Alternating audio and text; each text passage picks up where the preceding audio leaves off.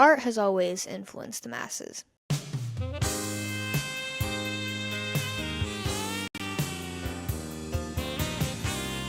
How do we get to a point of seeking inspiration from words on a page or brushstrokes on a canvas? More importantly, how do we come to creating said inspiration and collectively appreciating certain aspects of the creative process? Enter art schools, institutions that had people honing their skills beginning with 16th century academics. Initially used as a way to legitimize art as a civic and moral force, art schools gradually became a developing force alongside the creatives of each century. From Michelangelo and Da Vinci to Picasso and Warhol, art and the societies that harbor are consistently evolving to the social, political, and economic state of the world. Anyways, whether or not you could tell from just looking at me, I'm really into art, of any kind, to be honest with you. Writing, film, music, visual arts, you name it, I'm there. I'm like a walking stereotype of a creative, it's bad. As a creative, I get asked this question all the time. What inspires you? To which I have to draw a timeline. This timeline traces all the way back to when I was in the 6th grade. First started taking photos on my mom's iPhone 10, to my dad's 10S, to my own Samsung, to his digital camera, to finally moving to America and taking my first ever photography class. This is when it gets relevant, I promise. The official label to what I was doing helped me hone my skills in a way that finally made me do better at whatever I was trying to figure out, which finally got me to winning a Gold Key Award at the Scholastic Art and Design Awards. I was elated, quite literally on top of the moon. Look at how happy I am. For the awards ceremony, my family and I got to travel to SCAD, the Savannah College of Art and Design. After visiting Savannah in my freshman year of high school for the aforementioned award ceremony, I had taken whatever creative endeavors I had and quite literally ran with it. I had directed, written, starred in my own film projects and taken editing to a professional level. I had taken photography and visual arts to a entry-level position and had learned to play the piano alongside my classically trained vocal study. All that to say, specifically after that, creativity had made a way into almost every single one of my brain folds. So after graduating from high school, my parents asked me where I wanted to go for my final summer of liberation. I had said, oh, Savannah. I mean, obviously, like what? Savannah had been so consistently rich with culture due to its history with colonialism, the slave trade, and the legacy it left behind. Because of this, the imprint it left on the city has led to it becoming one of the ever-developing hubs of creativity in Southeast America, with a musical and visual legacy that precedes itself. With the visual arts, we can officially trace back Savannah's history to the Telfair Academy, officially founded and opened in 1886. Telfair Academy, before being known as Telfair Academy, was known as the Telfair Mansion, belonging to Alexander Telfair. When he passed away in 1832, he had given his ever-expansive art collection and house to his sister Mary Telfair. Philanthropist, art collector, icon Mary Telfair inherited the house and all of the art pieces that came with it of that time. Revolutionary pieces, with art movements that characterized an era that they were a part of. I'm talking photography, sculptures, American Impressionism, the pinnacle of modernity in the mid to late 1800s, were what made that collection so unique, specifically to the industrial Southeast America. When we make a distinction between the North and the South during this period, we make a distinction between the North and the South during this period. The North industrialized and quickly established ways to show off their industrial wealth. A symbol of that is what public art museums became. Displays of grandeur for the widely educated masses to see as early as 1844 epitomize the difference between how the North had evolved in comparison to the war-devastated South. Enter in our icon, Mary Telfair. Telfair had the house under her name for a good few decades and then passed away in 1875, with no direct heirs to her belongings.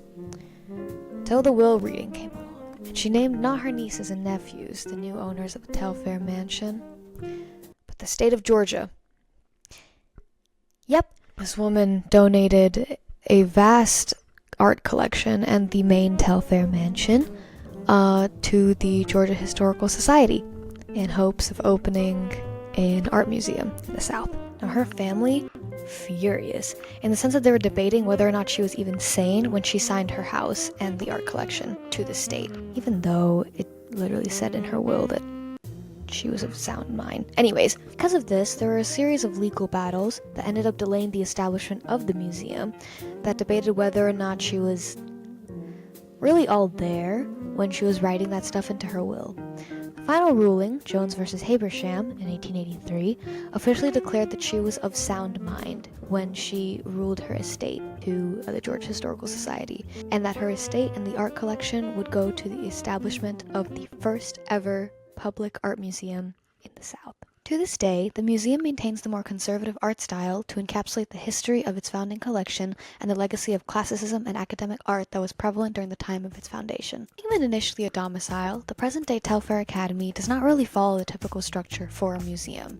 It was a neoclassically designed house with a finalized floor plan in 1820. The museum is laid out in a format of two main rotundas, a lower one and an upper one. The lower rotunda, known as a sculpture gallery, was designed in the 1880s during the mansion's conversion into a museum. The neoclassical rotunda features tall columns, a domed ceiling, the row of marble and plaster statues modeled after ancient Greek and Roman works. The soft and natural light and the cool marble surfaces give the room a calm, almost sacred feeling.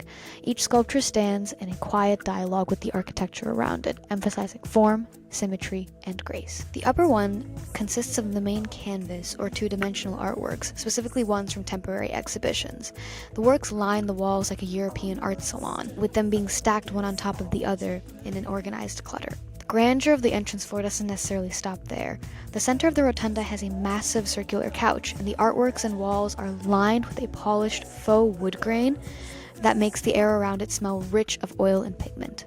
A piece that stood out to me was La Parabola. I stared at this piece for like 20 minutes. Let's talk about it. The piece was a diptych, with the left panel depicting the youthfulness of being a woman in a patriarchal world and how it inevitably leads to the darkness that follows with the maturity and revelation that happens with a man's direct or indirect corruption, specifically outlined in the second half. The way the young girls rush into love, and when they finally achieve the idea of affection that they have behind closed doors, the continuous flow and narrative abruptly splits and slows down with the age and colors of the older women who had assumedly faced it. Alright, tangent over. Walking through Telfair Academy feels like stepping into a time capsule. Every detail, the ornate trim, the sweeping rotunda, the way the paintings are layered, carries the dual identity of the building. Part domestic memory, part public monument. That duality almost feels symbolic of the South itself. The Telfair Academy was built in an era of rigid hierarchy, wealth, and social exclusivity.